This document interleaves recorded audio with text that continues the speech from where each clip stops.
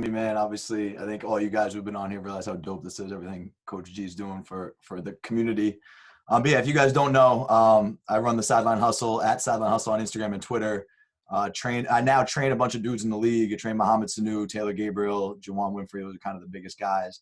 But I coached it at Rutgers for 3 years, coached at University of Albany for a year, coached at Don Bosco Prep the last 2 years in New Jersey, and now just kind of doing my own thing, running this business and training the NFL guys, and got some college, high school guys as well. So if you guys got questions, my DMs are always open. I always get back to every one of them. And I definitely plan on being on this show again with Coach G. So hopefully this can be a regular thing.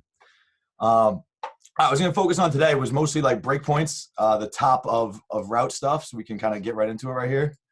Again, if you guys have questions, just DM them to Coach G and he'll ask me. All right, but just starting with breakpoints, like getting in and out of the top of routes, I feel like it's something that has been something that I've been coached really well on, and then have created a system. I've learned from a lot of great people, and I think it's really important. So just start with like kind of my mentality when it comes to running your routes, right? I'm a big counting steps versus counting yards guy, because to me, route running is rhythmic, right? And for me to ask 2 receivers with different body types to get to the same exact depth and turn around and expect them to be able to do it in the way that fits their body the best, it's impossible, right? So you want to allow players to maximize their abilities, allow them to get into a rhythm. And to me, counting steps, like running a 12 to 13 yard curl, and you say you're going to trigger step on your 4th outside step, allows you to count that rhythm where it's 1, 2, 3, snap 1, 2, right? And now your mentality is on attacking that break point and getting the most out of that break point, instead of your mentality being, my coach keeps yelling at me, I'm getting deeper than 12 yards, I'm getting deeper than 12 yards. I'm now you're worried about being stopping yourself early, being passive at the break point because you're trying to get to a yardage to satisfy your coach, right? So I think that depth and yardage are the most overrated coaching points for wide receivers, and most of the NFL guys don't deal with that. Like in the NFL, like I know from Sanu, what he told me is that they would define their routes off steps. And Matt Ryan would know that Julio's curl is going to take him to 14, Sanu's going to get to 12, and Calvin Ridley might get to 11 and a half. As a quarterback, it's much easier for them to make that small 1 or 2 yard adjustment if you have a receiver who's open, right? Like we need to play into the receiver's hands here. One of the hardest things to do is to win a one-on-one battle. Like let him maximize his abilities and get open. And I think the way to do that is, for the most part, counting steps. You can build that rhythm. And as long as those steps lead to timing, you can see the last point down here. As long as the timing is on point, your depth can vary by a yard or 2, and I think good quarterbacks can make up for that. So that's just my whole mentality. Now, not everything can be coached with steps. A lot of slot routes can't. A lot of times when you're beating press coverage, the steps get all messed up. But I'm talking about when you're building the foundation of learning how to run the route, when you're getting your 10,000 reps in to make this shit second nature, right? I'm a big believer in counting those steps, learning the rhythm, and it's literally just like musical notes, right? When a great pianist shows up at a concert, he's no longer reading the notes off the sheet of paper, just like you're no longer counting steps in the game. He's performed it so many times that it's second nature, and he can just do it seamlessly, right? And that's how I think of these routes, that you count steps till that rhythm becomes second nature, and you know what a good comeback route feels like, and you can focus on maximizing every step rather than getting to a certain depth. That's my rant on that. If you guys have questions, just leave them in the comments. Coach G will hit me with them. All right, the next kind of mentality point when running routes, even before we get to the break points, everything is a fade until it's not. Meaning that you need to sell vertical and sell that you're running vertical on pretty much every route until it's time for you to break down. But everything about your body language needs to scream fade, okay? The big thing I tell my guys all the time is DBs cannot tell based on your speed if you're running 88% or 98%, right? They don't know really how fast you are, but they read your body language. When you start running 88%, what do? You start to pick your pads up. Your strides start to become shorter.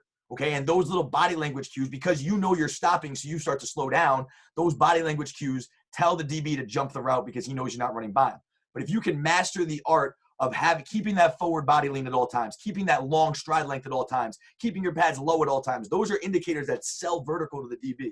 Right? If you were running your fastest 40, your pads are going to be low, your eyes are going to be up, looking in the direction you're going to go, and your stride's going to be open.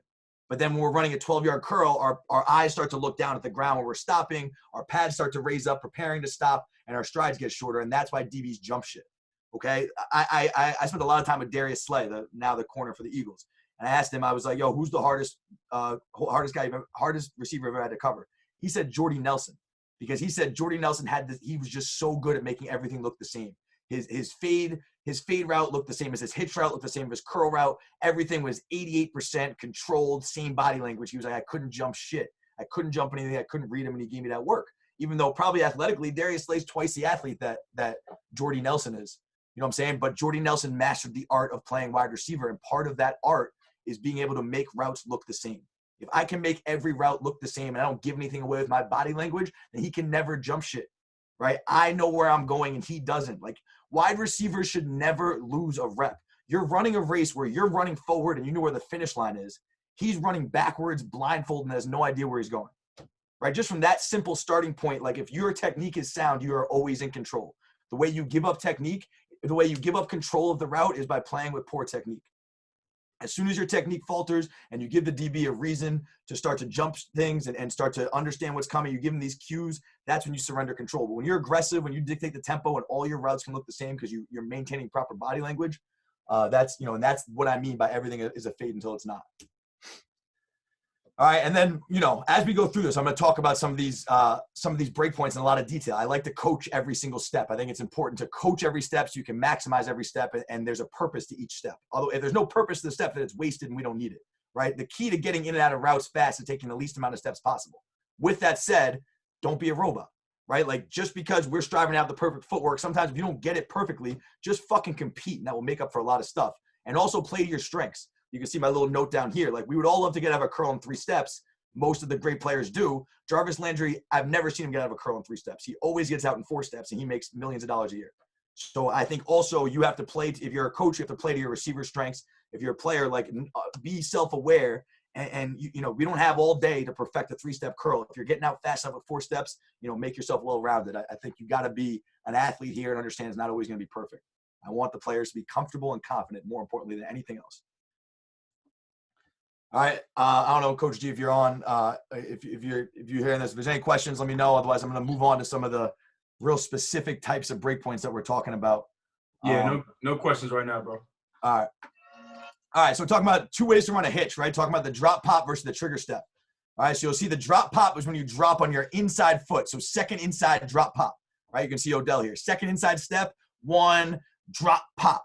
Right, and you want to, this is the most efficient way, in my opinion, to get out of that hitch. Drop on your inside, pop on your outside, just takes 2 steps. Watch how everything's selling fade, right? His pads are low, his stride is open. The big thing here with Odell is watch how his stride is open. Full stride, drop pop. It's sudden, all right, and that's drop pop. That's getting out of a hitch. That's your 6-yard hitch route, okay? Second inside drop pop. All right, here's Taylor Gabriel. He does a really, really good job. Of selling fade. Watch his body language. Head down, pads low, drop pop. It's sudden. Right, dropping on that inside, pop on your outside. Okay, now the second way of running it is this trigger step on the outside foot. So here's Sanu running trigger step. Now it's his second outside step, and he's trigger stepping. Okay, and he's really throwing his body into that trigger step. Now taking 2 more gather steps. All right, in terms of footwork, this is taking 1 extra step technically, right? Like, this is technically he's taking 1, 2, 3, where you could just be taking 2. I asked Mo why he does this because he learned to drop pop in college. He said he just feels more aggressive. He feels like he can get the DB to jump back more with this trigger step. It's more threatening to the DB. So if that's you, like, I'm not, what am I going to do? Spend a year fucking arguing with an NFL athlete over how to better run a hitch? Like, it's a hitch route. If we sell fade with our body language, it doesn't matter what the footwork is. Like, it's more about being aggressive off the ball. So, you know, even though I think drop pop's a little more efficient, if the player is more comfortable with the trigger step, let him use it. I need him to be comfortable. I need him to be confident. So these are the 2 ways you can get out of a curl, right? You kind of see the difference of the trigger step outside. We're going to use the trigger step on curl routes and stop routes, but on the hitch, it's not necessarily necessary. All right, but I think if they're more comfortable, then they're fine to use it. But the big thing is everything's a fade until it's not, with your tempo, your eyes, your body language, all that. All right, so hopefully you guys understand the difference between the drop pop and the trigger step, 2 ways to run a hitch. All right, now here's another example of a drop pop. All right, this is Keenan Allen running a little whip route. Watch, I talk about everything's a fade till it's not. Watch him sell shallow cross till it's not.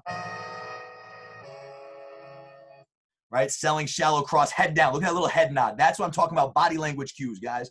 This is like, Keenan Allen is way slower than Joe Hayden. He's a way worse athlete than Joe Hayden. But he's mastered the art of wide receiver. Everything about him is selling that he's running across the field, and he stops on a dime in 2 steps. Watch him throw his body into it. Drop, pop. There's nothing passive about it. There's nothing timid about it. Watch it. Now it's these body mechanics, leaning back, taking all these choppy steps, slipping out of his break point, eyes coming in early, right? This is not explosive. This is not violent. This is not sudden.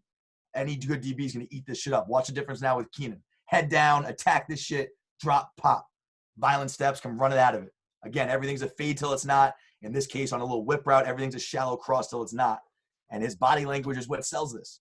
He doesn't run 4.5, 4.4, 4.5. He runs 4.7, right? So this is why guys are like, hey, does speed matter? Like, not really. Like, he's not fucking winning on this because of his speed. He's winning because of his technique and because of his body language points. And I think, though, like, and a lot of the best receivers in the NFL now, they're not the fast guys. They're not the, like, there's one Julio Jones. All the other guys are these kind of shorter, slimmer, shiftier guys that have mastered the technique like this. Hey, Drew, is a trigger step, coach wants to know, is a trigger step like a snap down? Yes. I just hate the term snap down because I think it gives a false impression to these kids of what I feel like, yes, it's the same thing, essentially. To me, a trigger step, the word just means it has a better impact on the kids of what they're trying to do because you're trying to trigger the next two steps, right? Snap down, a lot of people think that all I have to do is snap down and then my job is done. And then you see guys snap down and take 17 choppy steps to get out of their break and they don't go anywhere, right? The trigger step to me is telling you to trigger what becomes a full break point because your second and third steps and your fourth step, if you need it, are just as important as that trigger step. If those steps are passive, you're not getting out anywhere.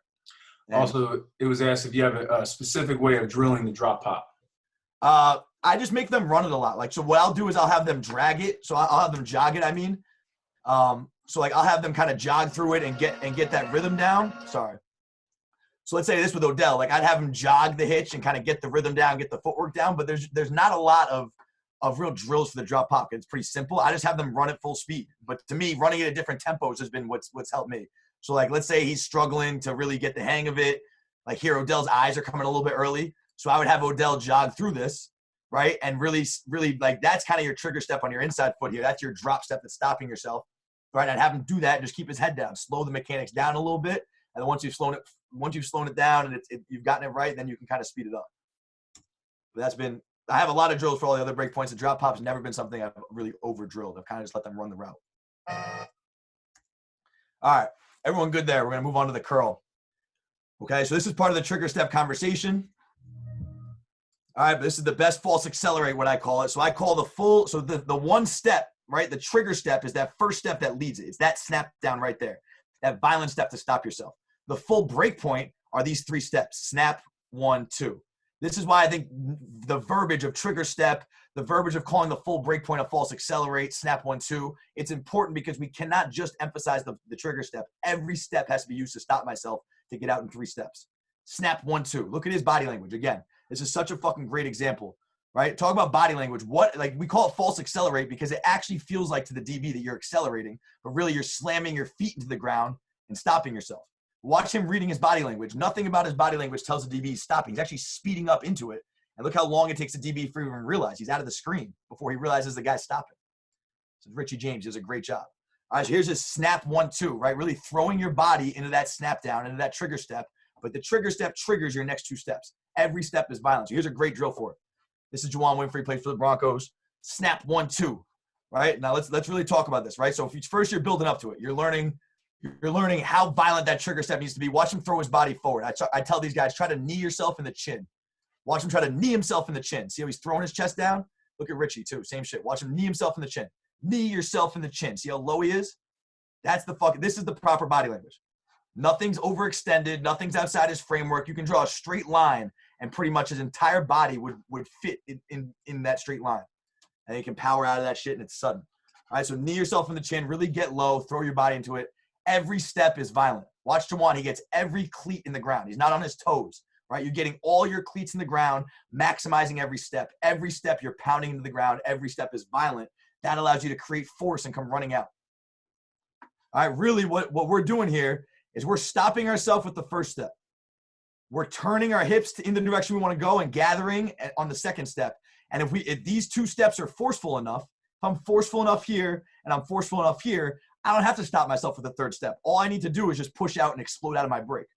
But if any of these first 2 steps falter, a lot of guys will have a hard snap down. Then their second step is really weak and they kind of forget about it. And now there's too much momentum on the third step and they don't get out clean. Every step's got to be used to stop myself. Snap 1, 2. Look at all his cleats are in the ground. He's not on his toes. The way you create the most force and the most power coming out is if all your cleats are in the ground. Sinking low to lower, running at this. Here's Carlton. He plays in the XFL. He's 6'7". Watch him do it. Snap 1-2. See how low he's getting? 6'7". Still getting out of that in 3 steps. He's not turning inside enough. Watch how he doesn't turn. See how he's not turning quite enough on the second step, and now he can't really open his hips, so he starts to round it. Right? See here. Snap down. Now you got to turn on this second step.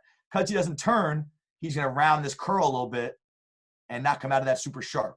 Right? But this was like day 3 of running this with him. This was from a long time ago. Start to turn a little bit, and you come out of that even sharper, come out of even more explosively. But, I mean, that's pretty fucking smooth. Here's Mo again, right? This is the day he kind of taught this shit to me. Snap. 1, 2. See how every step, all the cleats in the ground, every step's being used to stop himself. Come running out. Now how fast you can stop. It's how fast you can stop and come running out. All right, here's some more drills that we kind of do for this. All right, similar cut up.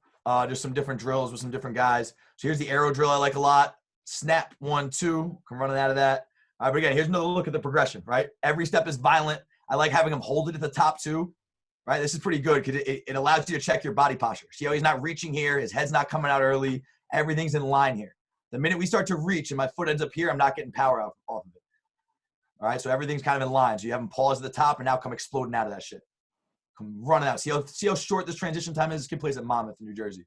See how short, see how quickly he's getting out? He's not spending a lot of time on that at all. Get out of it. It's pretty fucking good. It looks pretty similar to that right there. Now the arrow drill. All right, it's a real good one. About 8 yards apart, so it's not a full curl or comeback. You're still in a controlled environment, but you're getting close to full speed. Snap 1, 2. See how he's turning inside? Snap 1, 2. And now you're working on that hip turn here. Right now he's going 1, 2, and you got to turn your hips to get around this cone. So that's where, so the second cone, this is working on the full break point. The second cone works on the second 2 steps. 1, 2.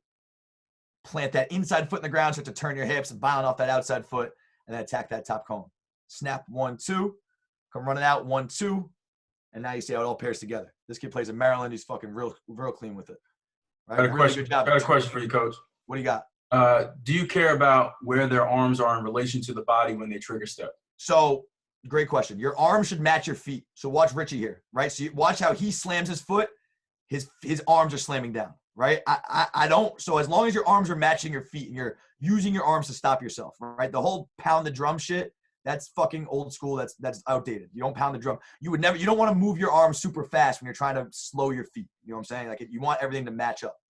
All right. So snap 1, 2, you want your arms to match your feet. Now, as far as where your arms are, like, I think, let's see if they do like a little window wiper. Some guys will do like a little circle. Like, you know, his arm's a little wider, but watch how he's slamming his arms into the ground too. His arms aren't quite as tight, but he's still there matching his feet. Like I want them to be tight. Like, see how he's doing a little window wiper a little bit. I'm fine with it. Like, see how he's kind of wiping that window, that little half circle there? It's tight, though. It's not getting elongated. So the minute your arms get really long and wide, your feet will too. But he's pretty tight right there. I'm not going to – what am I going to do? Fucking drill him over and over and, you know, change that little shit? Like, I don't think it's affecting him. Some guys will. Some guys will tell me I'm wrong, and maybe I am. To me, as long as the rhythm of their arms are matching the rhythm of their feet, they're doing their job. That's my opinion. And, you know, they're not getting too wide. When they get too wide, you got to focus on it. But you can see Richie's here. They're not, like, perfectly – in line. That left elbow looks like it's flaring up a little bit, but his arms are matching his feet. Good question, though. Good. Moving on. All right. So now, good. Yep. So now there's 2 ways really to get in and out of a curl, right? I was talking about how Jarvis Landry always uses what I call a tight break, which is drop 1, 2, 3. It's an extra step. All right. A lot of beginner high school receivers, like, listen, the fucking high school guys I've taught the false accelerate to, it took months. And I always debated, is it worth my time? Are there other things we need to learn? You know, like, it's too late now. Now it's part of it. But I always wonder, for some of the high school kids, you just teach them the tight break and teach something that's more manageable. It's worse. For me, it was hard for me to know that I had a better way to teach them and not share it with them. But I really think there's merit to considering only teaching the tight break to high school guys unless they're very advanced. And you'll see it. Just add another step and you can still be clean out of it. All right, for more advanced level guys in the NFL, the rule me and Sanu came up with is any stopping route underneath 15 yards, we can false accelerate. We can use 3 steps. Any stopping route over 15 yards, that's when you got to use the tight break. You can't get out of an 18-yard comeback in 3 steps. You can't get out of a 25-yard stop route in 3 steps, right? And we'll see some more examples. Like, So that's when you're getting really, really advanced. I would not recommend teaching that to high school guys, all those nuances. But at the pro level, that's what we talk about is like, even if you're adding an extra stem or an extra kind of burst, anytime you're doing something that's going to throw you off from your normal rhythm, you're okay to use a tight break, even under 15 yards, because you just want to get in and out clean. The last thing we want to do is add 5 steps. Now you're going snap 1, 2, 3, 4, because you have too much momentum. So at least a tight break is a happy medium, if that makes sense. All right, so now you can kind of see, here's Agadosius, the kid who plays in the XFL, a 6'7" kid. There's the false accelerate, snap 1, 2, right? It's kind of running like what they call a hinge route. Now watch the tight break, drop 1, 2, 3, right? And he gets jumped on the tight break, right? But here, when it's snap 1, 2, it's a little quicker, a little more efficient. He's fucking long as hell, but you can see it's one less step, and he still has a separation, and, they throw it away from him driving on. Now he adds a step, drop 1, 2, 3, taking all those choppy steps. DB fucking sits on it, and now he's going to end up jumping it. And just that little thing. But now here's Mo. This is like a 12-yard stop. Snap 1, 2. Right? This is one where you're not running back to the ball because you're just running the stop route. Okay, but here's another way you can use it. Just snap 1, 2, sit right there, expect the ball. Still a clean. Look how seamless this is. Look at his momentum. Nothing. Watch his body language. Nothing about his body language is telling me he's stopping. Low, low, low, low, low. Snap 1, 2. That's what I'm talking about. Right? That's what I talk about. Everything's a fade till it's not. Your tempo, your body language, your rhythm. All right, we've seen this. All right, here's Dremel, kid who plays at Rutgers. Watch his false accelerate. Snap 1, 2. Same shit, right? He doesn't turn his hips inside quite enough. You need to turn a little more, slam that foot in the ground, slam that second foot in the ground a little more. But this was the beginning stage. But see how he doesn't get that third foot in front of him? So again, he has to round it. Get that third foot on top of you so you can come right downhill. There's those nuances. Like, that's just why I coach every step, because if you coach, like some of these guys, some receivers coaches who will say, get to 14 yards, turn around, or get out of your break faster. Like, when you say vague things like this, players don't know how to fix it. Okay, when you coach the details of every step, you can give detailed coaching points that they can hang on to. And I think that's very important. Does it slow them down in the beginning? Yes, the learning process kind of fucking sucks. But anything with reps, they get over it. And now when you coach them with that much detail, you introduce that much detail, you can fix things with that much more detail. And there's not vague coaching points they can't do anything with. All right. Here's a good example of a tight break, Jakeem Grant. We're going to watch another one in a sec. All right, but here's like a comeback. Drop 1, 2, 3. Similar body language cues, right? Similar, like low to lower. Everything's in my framework. All right, last thing out of his break is his eyes. He just added another step. But still a good break point. Still works at the highest level. All right, here's another really good example of a tight break. So watch Keenan Allen here. Okay, he knows he's adding this little extra burst, so he's going to add another step to his break point. This is what I'm talking about. Everything's a fade till it's not. Watch this shit. Everything's a fade. Sell it, head down. How the fuck you won't cover that? You know where you're going, and he doesn't. It's a fucking wrap. Everything's a fade till it's not. That's what I mean. Watch them put their head down. They're selling fade with their body language. This is a rookie beating an all-pro corner. Head down, open your stride, sell it.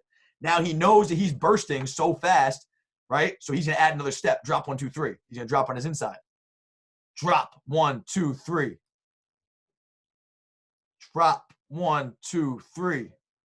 And that gets him in and out. And don't think this wasn't planned. He definitely fucking planned this and knows, all right, when I'm going to give him this little hezzy burst right here, I got to use 4. I'm going to drop my inside. Drop 1, 2, 3. I also think that dropping on his inside makes the corner think it's a comeback. Watch him kind of jump the comeback. I don't know for sure, but I think that he's probably used to a false accelerate, used to guys dropping on their inside to run a comeback, and that kind of trigger makes him go outside. I haven't talked to Keenan about it, but that's kind of what I'm guessing. But here's another example of when to use the tight break, how effective the tight break is. And now here's kind of the body language of selling fade on his stop route. Again, all-pro corner, veteran, rookie receiver. Why does he win? Because his fucking technique is sound. And he's selling vertical. And he knows where he's going, and the corner doesn't. Little fucking cues, right? Watch his stride. Stride is open. Stride's open. Head's down. Everything is attacking. There's nothing passive about it. Nothing passive about it. Self fade. Everything's a fade until it's not. Drop 1, 2, 3. All right. Good. Now we're moving on. We're going to talk about some more short, quick game type stuff. All right. So now we're talking about square breaks, in cuts, out cuts within less than 8 yards, I'd say. Drop, break, line. All right. So that drop is just sinking my hips and stopping myself. Break is violently changing directions. Line means that line step is in front of me. Look how it's not underneath me, right? It's not underneath me. It's in front of me because that means I'm gaining ground. And when that line step hits the ground, I'm friendly and flat on a line right now. There's no more drifting. All right. So again, drop, break, line. All right, and I'm coming flat and friendly, drop in the direction I want to go. Here's Leonte Crew. He's played for the Dolphins. Drop, break, line. Get vertical, drop, break, line. He's stepping underneath himself a little bit. He can be a little more forceful with that break step, right? A little more violent. It's pretty clean. He's pretty flat right here. Hard to nitpick this. Drop, break, line, flat and friendly, smooth and efficient. All right. Here, I don't have a ton of good square break clips. But here's another real good one. Here's Alan Hearn, just double move. All right, something I tell guys all the time on double moves is run the first route first. Like, execute the first route fully. Watch him execute this. Drop, break, line. Drop, break, line. See how that line steps in front of him? That gives him that burst inside, so he's not stepping underneath himself. That's what gets Malcolm Butler to turn, right? That burst inside, that's what makes him think it's a fucking go. That's what makes him think it's an in route. That burst inside. He's not slow inside. He's not passive into it. He's fully running the break point. Get him to commit to it. Run the first route first, and then get him to go. All right. Here's a good example of a not a great square break.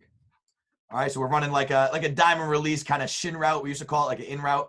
All right, now watch him step underneath himself. Drop, break, underneath himself. Now look, he's taken 3 steps. He hasn't gone anywhere. We talk about being efficient in the break area. This is not efficient, right? Drop, break, 1, 2, 3. I just took 5 steps on a 4-yard route and went fucking nowhere. He's lucky this corner stinks. Otherwise, he'd be locked up. And this is what I'm talking about too, right? Talking about it's not going to be perfect. Compete your way through it. Like, listen, this ain't a great rep all around. But what does he do? He competes his way through it. He finishes. So this is like, even though we can talk about some scientific details of this shit, we can talk about, where your weight should be. We can coach every step. Like, the bottom line is you need to fucking compete before anything else. I don't really give a fuck how efficient you are in the break area if you're not a fucking dog. All right. So understand how important that is. This aspect of it, that nothing mechanically is good here besides the fact that he just fucking was willing to finish and go compete for the football. All right. But hopefully you guys see the difference here. Drop, break, and then nothing powerful off that break step. And now I get all these steps underneath me, and that's not an efficient square break, right? That's not this. Efficient. Drop, break, line. I'm out of it already. I'm already getting in the direction I want to go, right? Drop, break, line. It's more in front of me. I'm already out, right? When you step underneath yourself because you're not powerful enough with that break step, that's when problems arise. You start wasting steps in the break area. All right, so hopefully that makes sense. Here's a good little quick game drill. Someone's asking me about how I drill drop pop. Here's a good one. Drop pop, like really just attacking the break point. No balls in between. You're just setting up, you're trusting your feet. Second inside, drop pop, get running. I don't love what Dario is doing with his arms here. See, his arms are kind of like raising up. Like, that's not really matching your feet. Like, I don't love that. I'd like him to keep that tighter. But as far as his feet, watch his feet. Like, he's flying into this. No loss of speed, right? He's not shortening his stride at all. Like, his body language is selling vertical. I just need to tighten his arms up. So we'll go drop pop 3 times, really get used to throwing your body into it. And then we'll go into a square break. And now he's kind of working some different plans, right? Kind of like it's a shin route, stretch, release, drop, break, line. All right, but again, watch his break points. Pretty good. Drop, break, line. Drop, break, line, right? It's not perfect, but it's pretty good in front of himself. And now he's getting down that line pretty fast. A lot different tempo than the last rep I just showed you where he was getting hung up there. Different tempo now, but the footwork stays the same, right? Different change of speed, but that drop, break, line stays the same. And that's why it's so important to drill this footwork so it shows up for you when you change tempos and everything. Like, just like I said, guys, professional musicians don't read sheet music at their concert. They've performed it so many times that it's second nature. Okay, where I'm not telling guys to count steps in the middle of a 2-minute drive trying to win a football game, but you have to have gotten enough reps at it and built the rhythm that it becomes second nature. All right, my fault. Got that old school Drake beat is tough, bro. All right, so again, second inside, drop pop. 1, keep that stride open, right? That stride is open. Body language is selling vertical. Pads are low. Just get those arms tighter. All right, so that's what I mean with the drop pop, a good quick game drill, and then you can build it into the square break coming out the other side. All right, good. Any questions, Coach? There was one, if you could just explain the break line part again. Yeah, so again, right, talking about every step has a purpose. So drop is to stop and sink my hips and my momentum. If I don't drop and I just break, it becomes a speed cut. So here's a great coaching point I didn't mention. On square breaks, we're not winning because we're fast. We're winning because we're sharp and the DB can't match our angle, right? It's not about being fast and trying to get in and out of this fast. It's about being sharp, right? Super sharp. And now if this DB takes one false step, he's going to have to round the corner and we're sharp down the line. We can finish friendly. So understand that on square breaks. You're not in a rush. You have to be powerful and sharp on every step. All right, so again, drop, break, line. So you're going to drop yourself here. Drop, break is a powerful break step, and that line step is in front of you. And so break is just changing direction. Line is telling you that you're flat and friendly on a line right now. Hopefully that makes sense. Drop, break, line. Sink your hips to stop yourself. Violently change direction. Get that line step in front of you so you're running on a line right now. Look how flat Leonte is. He's not drifting at all.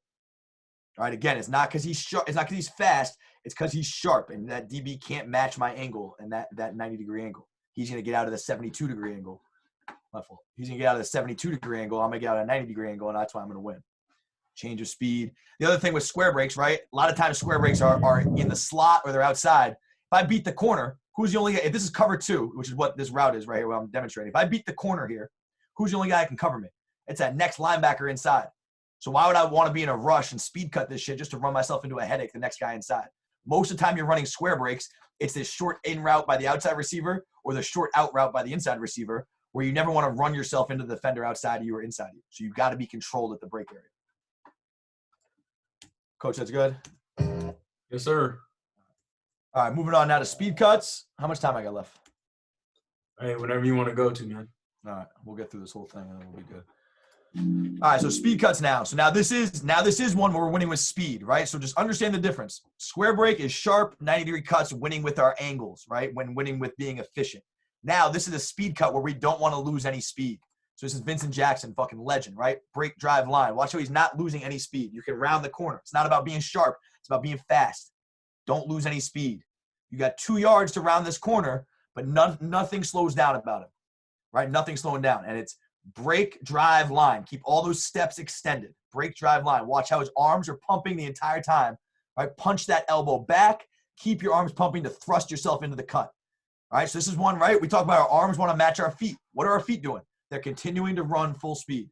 Our stride is open. We're maintaining our speed. So what do our arms going to want to do? They got to maintain the same rhythm.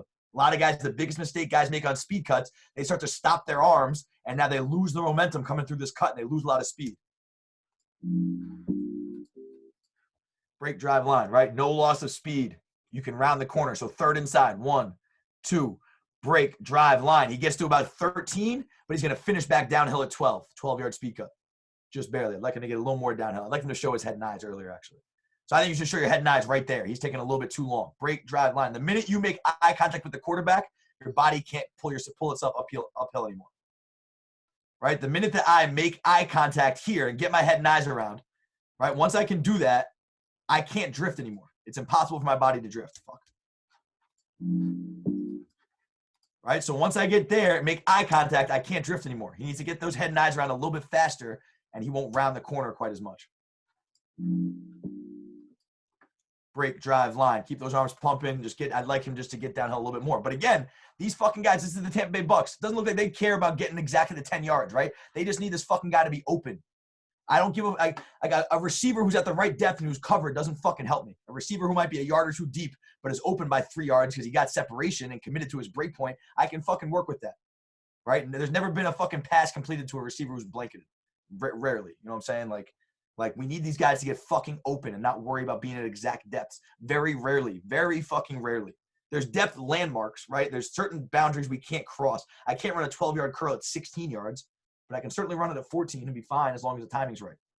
Right? I can't run a 6-yard shallow cross at 10 yards, but it's 4 to 6. If it's 7 and you got to win that way, like you got to give them some freedom. They can't be robots.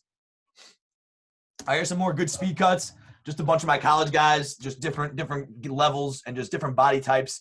Just kind of good to see them running these speed cuts and see some of the mechanics, right? The camera here was designed to see, are they staring the defender through their skull? Here's a great coaching point. Stare him through his eyes. Oh, fuck. Stare him through his eyes, right, until the last second. And that makes sure you're not giving anything away with your eyes. Watch them stare through the camera to the last second. Stare, stare, stare, boom, and then you go suddenly. That's intimidating for the DB. You don't give anything away with your eyes, right? Use your eyes as a weapon. But just watch this. They're not over-exaggerating. They're just running. Break, drive, line. You don't want to overextend. You don't want to dip down quite too much. Like, you just want this to be smooth and natural. Keep your stride open. I don't need that exaggerated dip right here. I don't need it. Just run and trust your feet. Run and round the corner. Get running vertical, round the corner. That's pretty smooth. I'd like him to tighten his arms up a bit, but it's not killing him. But he's stopping his arms. See how his arms aren't pumping through? I need his arms to keep pumping. He's losing speed right there because his arms aren't pumping through. Keep fucking pumping your arms. Keep running through this shit. Let your arms match your feet. Your feet aren't stopping, so your arms don't stop. Keep those arms pumping and stride through that shit. Stride through it. I don't want to lose any speed. No loss of speed. Here's Juju. He's fucking pretty good. Arms pumping, don't lose any speed. That's a fucking pretty good example. He's reaching just a tad, right? Reaching just a small amount. He's really not. I'm overcoaching that, to be honest with you. He's really not reaching. Break, drive line. That's fucking smooth. Finishing back downhill at 12 yards. Right? Again, these guys are different body types, so you get the different stride lengths. Both these guys, TJ's 6'3". He's standing straight. You see how he's standing straight up? Is his body language telling that he's running vertical? Right now, I know he's not running vertical. Right now. Because nobody runs a fast 40 standing straight up. So if I'm a good corner, I'm stopping my feet, I'm slowing my feet, and I'm jumping the shit 10 times out of 10.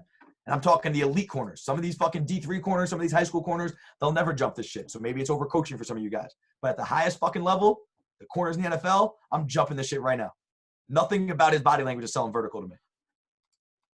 The break point might be all right, but his body language is not. Keep your chest down, keep your head down, keep your stride open, sell vertical. And don't baby that shit. Just fucking trust it. Just trust it. You know what? You know when guys are scared to run routes like that, you know what it is? It's years of, and watch me coach him. I'm telling him his pads are raising up. It's years of coaches yelling at them for not being at the right depth. Because it's every coach wants to fucking bail the quarterback out and make his life easier. Because it's the hardest position in football. Like, fuck that, bro. We got to get fucking open. Quarterbacks look much better when they're throwing to open receivers. All right, let him adjust 1 to 2 yards. If he can't fucking throw a 14-yard curl or a 12-yard curl, he can't play for you. It's not that hard. I played the position. You can adjust that much. But to ask the receivers to adjust, you're ruining their whole game. All right, same shit. Kind of just reaching for this a little bit. He's exaggerating this. I don't need this to be – see how, like, that pressure step is exact – like, you know it's coming? Like, you've never seen a good receiver who over-exaggerates this shit. It's just smooth. It's natural. It's seamless. Damn, this shit fucked up. Watch a few more of these and we'll move on. Right? Smooth, natural, seamless. Probably the best example of all these guys. Nothing about his body language is telling me that he's stopping. Even pad level, look at this. Pad level stays even. Eyes are up. Stride stays open. Like, that's pretty fucking good right there. Now, does that mean that he gets, look at it, does he round it all the way to 14 yards? Yeah, he does. Fucking deal with it and throw him downhill. He's going to be open. No one's covering this versus loose coverage. Because it's seamless. It's smooth. He's not losing any speed. The minute you force him to be at 12 yards, he can't take these open strides, right? You see what a big guy has to do if you tell him he has to get to 12 yards? If you force him to get to 12 yards, what happens? All these strides to shorten. And now he's giving it away. That's why I like steps versus yards, and you got to force your quarterbacks to adjust. But very few quarterbacks are willing to take on that burden. Quarterbacks are selfish fucks, quarterback coaches. They just are. They're the fucking highest paid guys. They always have the biggest dicks in the room. They always want to fucking, like they always want to enforce their power over shit. And I've worked with very few good quarterback coaches, and it's very frustrating because of the way the staff hierarchy works. When you think about it logically, it's a lot easier for a quarterback to throw the ball 1 or 2 yards different than it is to ask these guys to fucking get to a specific depth. It would be like asking a giraffe, a zebra, and a fucking gorilla to hunt the same way. You would never do that. You let them fucking do it their way, the way that's natural to them, and figure it out. As long as everybody's eating. All right, good. So that's a speed cut. Right? Speed cut is like those timing speed outs, right? Not losing any speed, throwing it off timing, right? Speed outs. Maybe you could do it on the in cuts as well. All right. I prefer this with the in cut, a speed drop. Okay. The speed drop is a combination. Okay. It's a combination of the square break and a speed cut. All right. So 2 of them combined. Okay. So watch the speed cut now. We're going to add the drop. This is us walking through it. I was talking about you can walk through things, drop, break, drive, line. So when we first introduced these to Rutgers, this is Ben McDaniels, who's now the coach is Ben McDaniels, who's now the quarterback coach at Michigan. He's Josh McDaniels' younger brother. Really good football mind. Drop, break, drive, line, right? So similar qualities to the speed cut, just dropping your weight so you have a little bit more body control, right? You're going to have a little bit more body control coming through this cut, and you can come a little bit sharper. Drop, break, drive, line. See, he's not really losing any speed, but he's under a little bit more control, right? Coming a little bit sharper, not rounding the corner quite as much. This is really good for those slot dig routes. Here's out here. Right? See how he's under control and he can kind of tempo himself. Like, you know, when you're running these dig routes, there's a mess inside. There's linebackers and shit I got to tempo myself on. If he just speed cuts this shit and just speed cuts it, he's going to run right into this guy. He's going to run right into him. But that tempoing, right, allows him to be under control, slow himself right there, tempo himself right there, and now he's going to avoid that guy and be able to avoid a big hit. All right, so that's just the difference in this. All right, and again, here's an out route now where you're competing with a guy kind of on your back, and you got to add a little drop step and come out super friendly. All right, it's not bad. Drop, break, drive, line. Don't drag your feet. I hate when fucking guys drag their feet, right? All you're doing is slow. Like that foot should already be down in the ground. You got me? When he drags that foot should already be down in the ground right there, gaining momentum towards the sideline, but instead it's dragging behind him, and it's taking him too long to get out of this. It could be even better if he doesn't drag his feet. But just a good example of what this does. It's just a controlled speed cut in a way. Drop, break, drive, line. Still come out of it fast, but you just have a little more body control. Here's Leonte. Drop, break, drive, line. It's still sudden, still super sudden, right? But you can come out even sharper, and you can be under even more control. Here's another one. Similar tape here, but here's Jules. Just another example of it, right? Now, the reason I like this, too, is you can add a hip shift to it. Watch how he adds this kind of head fake and hip shift. Watch him going opposite. You can't do that on a speed cut, right? But now you got a guy in a trail position who's looking at your hips. You can add this little inset opposite, drop break, and all my drop break steps, I'm giving him the illusion that I'm going opposite, that I'm breaking inside. Drop break, and now his hips are sitting inside, and I got even more separation. Got a question for you, Drew. Yo. Would you ever square cut on a dig similar to on a curl, trigger 1, 2, possibly 3 in guys like Landry's case? No, the square break on a curl on a dig will turn into a speed drop. You can't get out in 3 steps. You can so what we have started to do a little bit of is you can trigger step on your outside. So trigger step 1, 2, right, and kind of treat it like a square false accelerate. But if you just try and it's really 2 steps, right? If you try and get out of a dig on a square break on drop break line, you're really only taking 2 steps. Does that make sense? Like you're just going drop break and you're hoping that you're going to be friendly. You have to round the corner with 2 more steps. So all it is like it's pretty much the same as a square break. The reason why we coach it differently is your momentum is going to force it to become 2 more steps. So if I only coach you on drop break, then you're going to start drifting at the top of this. The reason why I say drop break line is it's to emphasize that it's a 4-step break point. Finish every step. Every step has a purpose. We're not friendly until that line step hits. So you got to snap that 4th outside step in the ground to get friendly. If I just coach drop break line, you're going to drift on this step because you have to, because you're running full speed. Like, look at this. There's no way he can get out of this with this much momentum on just drop break line. That's as close as he can be, right? But he's not friendly on that drive step yet. He's got to get friendly on that outside step. If he doesn't emphasize being friendly on that outside step and snap himself downhill, he's going to drift. Does that make sense? It was also asked, what are some drills they use receivers to develop the footwork skills on these drop speed cuts? So what I've done is, so let me see this. Is this still showing the PowerPoint or just showing my whole screen? Shows your whole screen. Well, the PowerPoint's up there. Yeah. If this thing opens, I'm gonna try to. This thing's fucking up. Let me try and pull up a drill we did the other day. A good speed drop drill. Speed drops are another drill that like they're kind of hard to. God damn it. Here we go. Some of them are kind of hard to drill at times. Let me see if this is the day.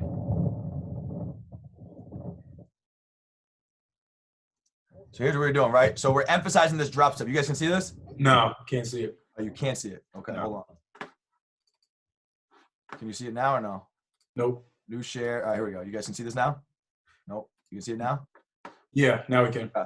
All right, so here's a drill we came up with, right? Where they're kind of jogging, emphasizing the drop break, right? Emphasizing dropping on that inside, drop break, right? And now they reset, and now they're running a 10-yard dig. Now you reset, same drop break, drive line, round to that corner.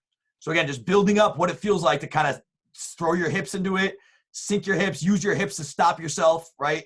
And use those 2 steps. Those 2 violent steps got to stop yourself and change direction. So the reason we build up into it is just they don't have to focus on the whole thing. Just focus on sinking and stopping. Just focus on that. Getting your hips involved, using your hips to stop yourself, right? Sinking and stopping, using your hips. Now reset and go run the full thing and make sure that this part of the drill carries over into the next part. And now you can think more about the full break point. Get running. Drop, break, drive, line. Everyone see that? Drop, break. That's pretty much the same as this drill, right? He's doing a pretty good job of this shit. Looks pretty similar. Right there. And now just power off. You got the drive line around the corner. And that's pretty good. Again, just don't drag your feet.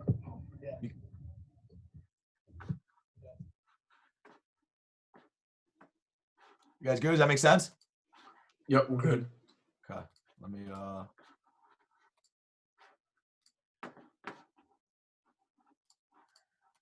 right, and the last kind of breakpoints are just like, you know, kind of crossovers things.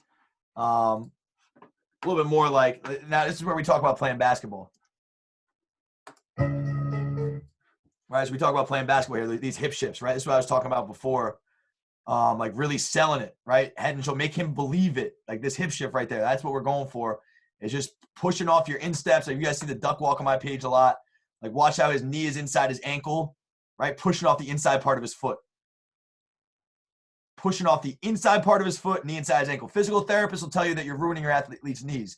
Athletes will tell you that I have no choice but to get in this position to win and make millions of dollars for my family. Right? So it's why like these physical therapists say like never allow your knee to come inside your ankle. Like what the fuck are you supposed to do? I can't get paid $12 million a year unless I fucking cross over this way. Go study Kyrie Irving.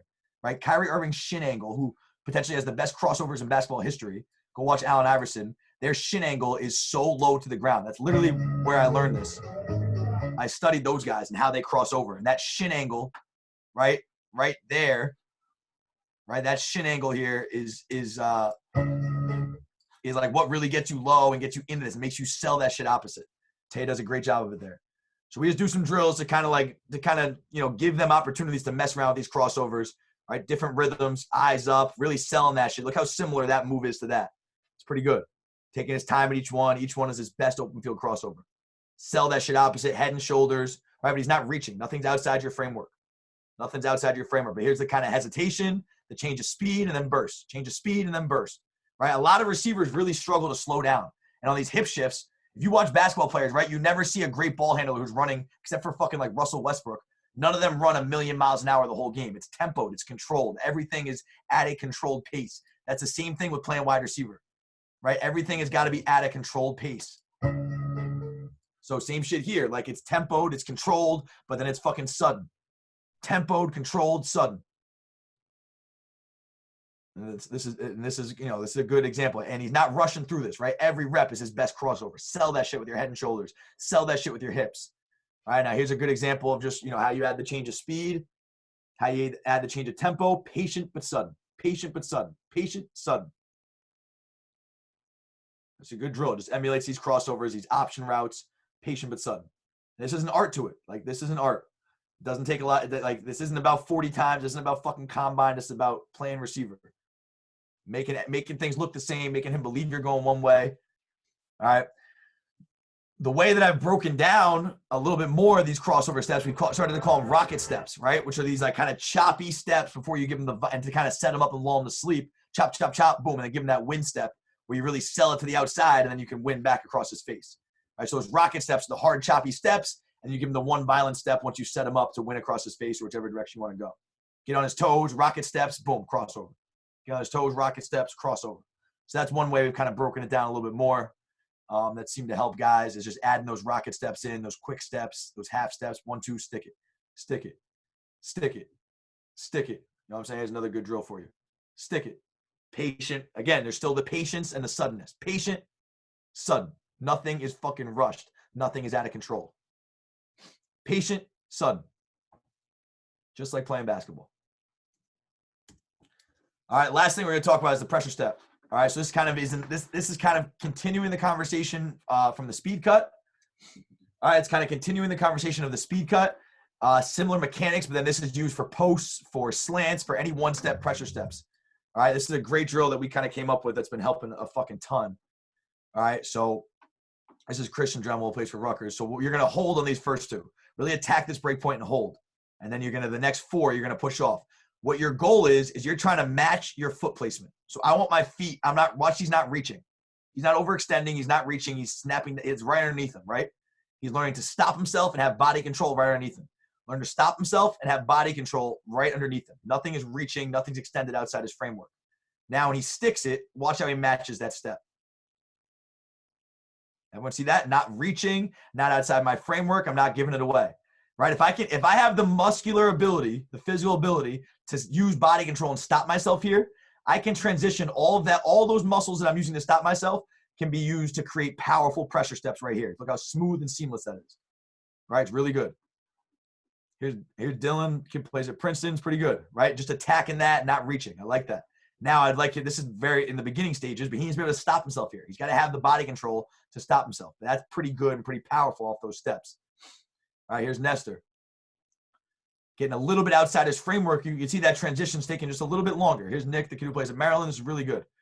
Right inside his framework, right in line with his body. He's getting out of that fast. Again, watch Ness a little bit more extended, taking him a little bit longer out of those transitions. It's slight. But now Nick is right underneath himself, and he can burst the fuck out.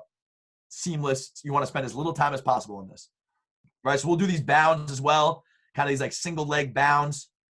All right, just a good way to learn how to create force off one step. Like that's what you're trying to do. How can I create force and gain ground off one step? Create force and gain ground off one step. It's kind of just these drills we'll do as a warm-up. Create force, gain ground. Learn to push off the inside part of your foot to get yourself in the direction you want to go. And again, here's Carlton. This is the very beginning of it. He's fucking 6'7", so it's a little bit different standard than most guys we would work with. He's reaching though. Watch how much he's reaching. It was probably his first day doing it. Like we don't need to be that overextended, right? That's not within my framework. Any good DB knows that something's coming there. Something's up.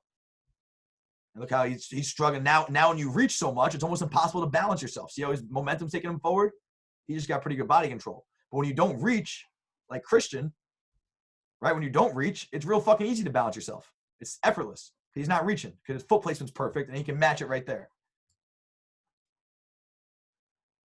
All right, here's MJ, who's 5'8". It's a little bit easier for him. Right underneath him, and then burst out. This is where we were just holding. He starts to reach on this a little bit too. This is in the beginning. Look how much better he got just in one day, right? This drill is great, guys. Like this is a fucking great drill. It's helped every player I've worked with. Now he's not reaching as much. And now he's out of this pretty seamlessly. Get out. For a 6'7" dude, those transitions aren't bad. I need him just to commit to those more. He's gotten a lot better, but 4 holds, 2 pressure steps and 4 holds, 1 leg bounds. That's kind of the deal there. That's pretty much it, guys. Got a question here for you. Does the leverage of the DB change the type of break they would use primarily? No. So no, I pair the breakpoints up with the routes, right? So I'll tell if you're running a 12-yard dig, I'll tell you that's a speed drop on your third inside step, right? The leverage of the DB, you have to add other tools to it. So all right, let's just go through it. It's the best way is just to show you guys. So let's talk about the inset real quick. Let me just pull this up. So let's say you're running a dig route, right? And the DB is in the direction you want to go.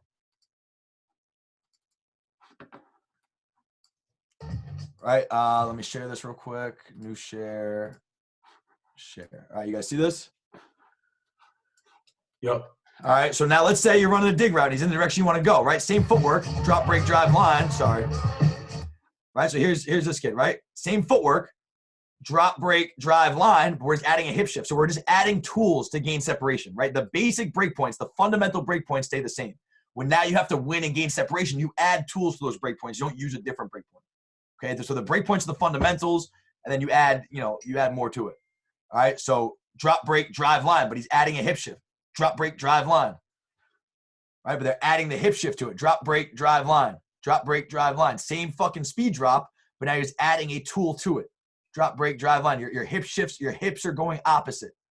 Right, so now if he's in the direction you want to go, you have this tool. It's the duck walk we talk about. That's how you create the hip shifts. Right, he's in the direction I want to go. So I'm going to give this hip shift opposite, but I'm still going to drop, break, drive, line it. Drop, break, drive, line. You know what I mean? He's got to round it a little bit more. Like I said, it's football. Don't be a robot. But overall, his fucking footwork is exactly what we want. And he gets it there, right? Watch it. Drop, break, drive, line. Like, look at his head and shoulders. Drop, break. Like, how the fuck are you going to tell me I'm not breaking opposite? My hips are going opposite. My head's going opposite. But really, I'm going this way. Now, even if he's above you, right? Drop, break, drive, line. Again, does it get caught underneath him a bit? Like, sure, but he's fucking hip shifting. Like so now he just wants to run a regular speed drop. He just wants to round into it and go. Fuck, DB's in the direction I want to go. I gotta beat him at the top, and then boom, there's your automatic response because you drilled it over and over. All right, if I have leverage on him, I can just speed into it. If I don't have leverage on him, well, I gotta give that move and gain my leverage back, and there you go. That makes sense. Yeah, got a few questions here. Where do you want hand placement at the line of scrimmage, both off and in press? It doesn't change for me. Let me pull up stance and start.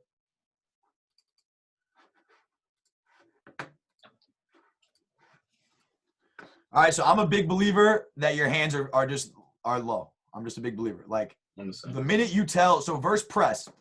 First of all, what I hate. Oh, let's see if I have this shit. If I have this shit, it's gonna be fucking all time. Let me see if I can find this real quick. Sorry, I got another.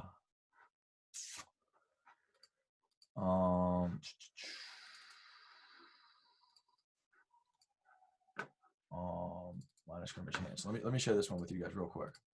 All right, so let's start with the fucking new fad, right? You guys can all see this new fucking Odell Beckham bullshit, right? With the hands crossed. This is what the fuck I don't want. Okay, this is why I don't want this. The first thing you do when you have your hands crossed is fucking expose your chest, right? And what's the first thing he does? So he has to bring his hands down and out before they come up. Yep. Right? They got to come down first. And I expose my chest and say, hey, come punch me in the fucking chest because I'm an asshole, because I like to look like Odell Beckham. And now my whole shit is exposed before I can get going. Right? Nobody has ever in the history of football brought their hands from a cross position straight up to protect their chest. It's impossible. So when you cross your chest, when you cross your hands like this, all right, now you got to bring them down and then up to protect yourself. And the DB's already in your grill. And if you guys have ever seen that infamous Deion Sanders video where he talks about reading receivers' body language, knowing what to do. One thing he says, he goes, the minute you see the DB with his hands crossed, punch him in the fucking chest because you got to bring his hands down and then up. I hate this shit. Like, you can see me get fired up. I fucking cannot stand this shit. Just because it looks cute because Odell Beckham's got blonde fucking hair. Guess what? He hasn't produced in fucking 6 years, this fucking guy. All right? Hands down to the side and then up. Like, don't get me started with the fucking crush it. That shit sucks. All right? What I do like, okay, what I like here is just having him by your side.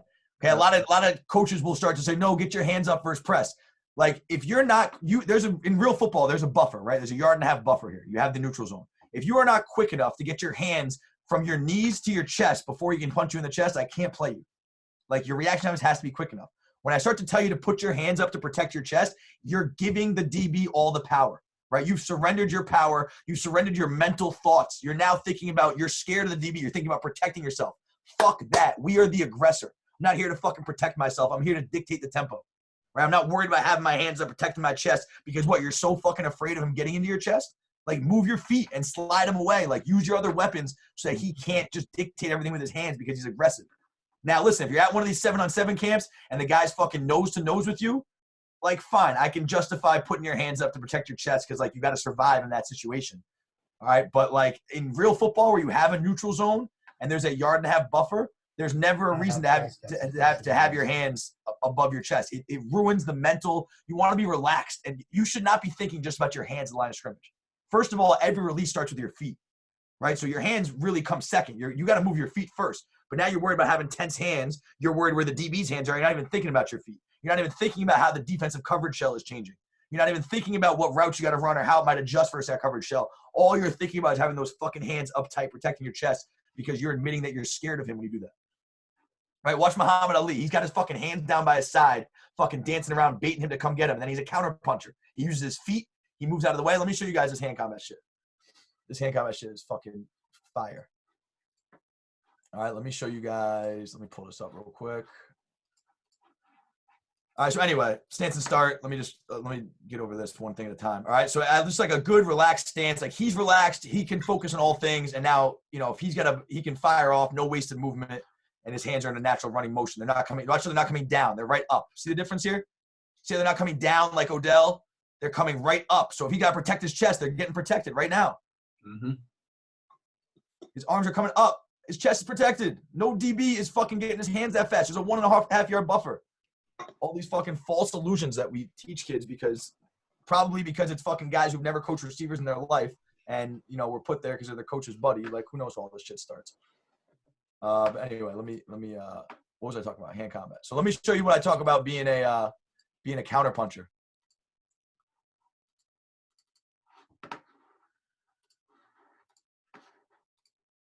You guys see this? Jalen Ramsey? Yeah. All right, so this is kind of what I'm talking about. Watch these counter punchers, right? You're waiting for the DB to shoot his hands. Wait for him to shoot his hands. He takes the big swing, and then he exposes himself. We can hit him back, right? And like that's literally your mentality with your hands is you're a counter puncher. He exposes himself with the big shot because when do DBs shoot their hands? They generally shoot their hands when they're out of position, right? There he is. Here's a little diamond release, right? He's kind of out of position. He wants to lunge. Well, fine. You shoot your hands. I'll swap punch you, and now that gets you off balance, and I can compete through. All right? Swap punch. Watch most of these guys when they're shooting their hands, they're stopping their feet. Right? What happens here? Even on the run, right? He's out of position, so he shoots his hands. We're a counter puncher. We're not looking for hand combat. We're just reacting to you. And I'm not a big fan of the swap punch. It's pretty old. But look, swap rip. I call the blade release now, taking that shoulder away. Okay, but again, he wants to stop his feet and shoot his hands. I'm ripping through that contact, and now he's in that trail position. I've already won. But I'm not looking for contact. I'm not looking to create contact. I'm just a counter puncher. Watch Jalen. He steps outside. He shoots his hands when he's off balance. DeAndre's a counter puncher. Step outside. He's off balance. Boom. Hit him with those hands, and I've one inside. What happens here is cover 2 release. Right? Stretch him outside. We get outside of him. He's outside his framework. DB stops his feet, shoots his hands. We're already ready. We're ready. And the thing is, too, the reason why you have to have your hands up, if you're a good receiver, you should fucking know when the hands are coming. If your release works and you move the DB the way you want to move him and he's off balance the way you want him to be, you should know he's going to shoot his hands right away when you get him off balance, and you're automatically ready for that shit. All right, so that's my thought on the hand combat, hopefully, and your hand positioning and everything. Hopefully that helped. Any more questions, Jay? Let me see. Yeah, I can't even see these questions, to be honest. Yeah, you got to pull up the chat box. Once you have it, the screen share, I don't know if you can. Yeah, it's not. I see the chat box, but it's not working. But anyway, let me know if there's anything else. What would be one thing? Ooh, where'd it go? Yeah. Oh, no, we just did that one. Anybody else have any questions for Coach before we wrap this thing up? Obviously gave a lot of good information. I'm with you on the hands, man. Yeah. I'll be honest. I used to teach the hands up years ago, but I got rid of that. Got rid of that probably about 3 or 4 years ago. Yeah, I mean, like, how do I get this back to my face? Or is it back on my face? Yeah, you're up. Oh, okay. Yeah. I mean, like, I always kind of understood it, and then the more you analyze it, the more you watch it, it's like there's never really that need for these immediate hands. No. And like, no, and also very rarely can they get you to that quickly. No, and also for the fact that, and you brought up a good point. I learned this from Coach Gaddis over at Michigan, but because he did a lot of research on the hands. And the first thing when dudes had their hands up, like you said, the first thing they did was drop them. And then, I mean, same thing with DBs. Like some of the DBs sometimes will start with their hands up and they drop first. That's the first thing you do. That's a great point. We just got out of it. You know what I mean? So we don't change our stance up. And he was saying the same thing. Like some dudes with 50-50 their stance up or whatever. There was never any issue like that. So we just keep ours the same. The one thing I have heard is that, like, if you got real tight press coverage, you can stand up a little taller. Yeah. Because you're going to move more side to side. You're not going to attack right away. So, like, why you don't need all that forward body lean. I kind of like that coaching point. But generally, yeah, I just keep the same stance. Here's a question. The biggest thing you notice that receivers struggle when they move up levels from high school to college? I would say it's the technique stuff, right? It's like a lot of guys who were good enough to play in college, they were good enough because they were the best athlete. They were faster than everyone. They were bigger than everyone. But, like, how many high school athletes had to win with technique? Like, only the guys who had lesser ability. But mostly the college athletes, so the college guys who make it to the college level were recruited based on their athleticism. Like, our whole recruiting process and evaluation process is backwards in football, in my opinion, because we put so much weight on the combine, not enough weight on game film. And it carries over to everything else, right? So it's what's your 40 time, what's your stride length, what's your hand size. Like, none of that shit gets you open. The art of playing receiver gets you open. So, like, there's very few guys that are artists in high school. But to win at the college level, you got to be an artist. To win at the pro level, you sure as hell got to be an artist. I think that's the biggest difference, is that guys are athletes in high school and they don't know how to add the technique to their game. And it's a big learning curve for them. What's one way you coach, or what is the way that you coach the whip route? I mean, I would say the way I'll pull up the Keenan Allen clip again. That's how I would teach it. Let me, how do I screen share again? Right here. But this is how I teach it. I mean, just selling. Like, so you can have a few things. You might run it off a slant. So you might take like one step up and then run through. Maybe you'll take a full slant and come through. But basically, it's selling this shallow cross or the slant, whatever you're running it off of. It's selling that shit with your body language. You're committing to it. All right. But ideally, you only want to get out in 2 steps. Sell that it's a shallow cross, and then 1, 2. Right. But it's just that body language. Whether you run it off a slant step or you run it just off the switch your feet and go like Keenan does, it's committing to it and getting out as efficiently as possible. And it's only a 3-yard route, so you can get out in 2 steps. Taking all those choppy steps like that ain't going to do it. Right? Sell that you're running inside. Really make the DB believe you're running inside. Be patient with it. Right? The biggest mistake guys make on these whip routes is they think they got to rush coming out. It's not rushing coming out. It's selling going in. The more you sell that you're running in, the more time you'll have to win back out. The more room you'll have to win back out. You got to make him believe. Watch his head. Watch his body language. Make him believe he's going inside. And then again, you know where you're going. He doesn't. So as long as you take less steps than him, he's taking 1, 2. Joe's taking 1, 2, 3, 4, 5, 6, 7. That's why Joe Hayden's out of the picture, and Keenan Allen's going for a free 20 yards. I think it's correct me if I'm wrong, Drew. You know, you obviously preach getting your eyes being the last thing out of your break. Yeah. So like on that last one, dude kind of got his upper body out the way and kind of stumbled out. Yeah, on the shitty one. Yeah. Yeah, exactly. It's a great point. So like watch out his eyes. See how his eyes are coming early? And now his legs are all over the place. Like there's nothing really underneath this framework. There's no like pattern to it. He's just kind of guessing. Watch Keenan. 1, 2, heads down. He's staring at that break foot. You can't really tell, but he's staring at that break foot. Last thing is my eyes, and then I can pull out. That's a great point. Can you was requested, can you cover how you teach catching the football? Yeah. So basically, I mean, I can pull up some drills, but basically, like some of the main coaching points, it's your eyes, right? The biggest thing I train is you catch the football with your eyes. So I got to do a lot of tennis ball drills. If you guys want to look at the Instagram page or my Twitter page at Sideline Hustle, I've been posting a ton of like do it yourself, do it at home ball drills. So you can see a lot of the shit that I do to kind of preach eye discipline. But tennis ball, like that's really good. Can force you to focus your eyes, catch with your fingertips. But some of the coaching points, like shoot the diamond, right? Shoot the diamond with your elbows in tight. So like when you're going to catch the football, if you catch it like this and your elbows are flared out, upon contact with the football, your hands are likely to spread. That's what your body, like, on contact, they want to spread. When my elbows are tight and I shoot the diamond with them tight, full extension, okay, that's when I can have a firm catch. The thing Mo Sanu also really fucking hammers is catching at full extension. He's like, yo, I do not play catch and let it get anywhere near my body, because then he's so fucking good in traffic. If he feels a DB on his back, he'll slow down and box the guy out with his body and catch it full extension, because the DB can never make a play on it all the way out here. If I'm 6'4", right, I'm all of 6'4" when I catch it out here. But once I catch it here, I become 6'1", and I'm just like everybody else. I coach that kid who's 6'7" and plays in the XFL. The reason he's not in the NFL is because he cannot get himself to use his length and extend everything. He catches too much shit right here. So all that length, he becomes an average 6'2" receiver like this. He's a fucking unstoppable 6'7" receiver like this, but he just can't fucking break the habit. So really full extension, shoot the diamond and see your eyes through the catch. So you want to look through your hands to see the ball. A lot of guys will try to like dip their head out of the way. Like that's poor mechanics also. You want to look through the diamond, look through the triangle to see the ball. Low balls, you want to form a basket. Pinkies together, still attacking, right? Not letting it get into your body, still attacking, keeping it up front, but form a basket, pinkies together. That's like the general coaching points there. No doubt. Anybody else have any last minute questions? Trying to see if I missed any. I don't think I did. I think we're good. Did you get any? You might have got some questions on your end. I'm not sure.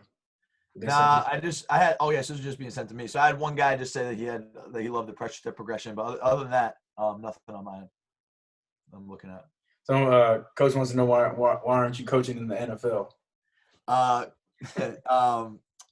kind of just like turned down that life, man. I was coaching at Rutgers, sleeping under my desk, working 20 hours a day, and kind of just looking around me like this lifestyle is not sustainable for me. And I had like full-time job interviews at a bunch of schools and just decided to do my own thing. I didn't really know what I wanted to do at the time. Went back and got my master's degree, and then in that time, the Sideline Hustle was formed. But just the lifestyle, man, like I work for myself. I don't answer to anybody. Like when you coach in the NFL, you coach for a team, like you're a prisoner to the program. There's no such thing as taking a long weekend when you got practice on a Monday. There's no such thing as making your brother's basketball game when you've got fucking practice on a Thursday. You know what I'm saying? Like I couldn't. To me, I was like, there's got to be a way I can use my love of football and use my knowledge to help kids. Because I started to coach because I want to help people. So I was like, there's got to be a way I can still use football as a vehicle to help people, but do it on my terms. And that's how the Sideline Hustle was formed. And now I'm making more money than I ever made coaching, training NFL guys and shit, but doing it on my fucking time. Like, if I want to take a day off, I take a day off. If I want to go somewhere, I go somewhere. If I want to take a trip, I take a trip. There's nobody telling me where I got to be. But who knows, man? Like, if an NFL job came calling, I'd have to listen. With all that said, if somebody fucking came with a lot of money and an opportunity to coach in the NFL, it'd be hard to turn that down. I was asked, did you ever work with Rashad Blunt?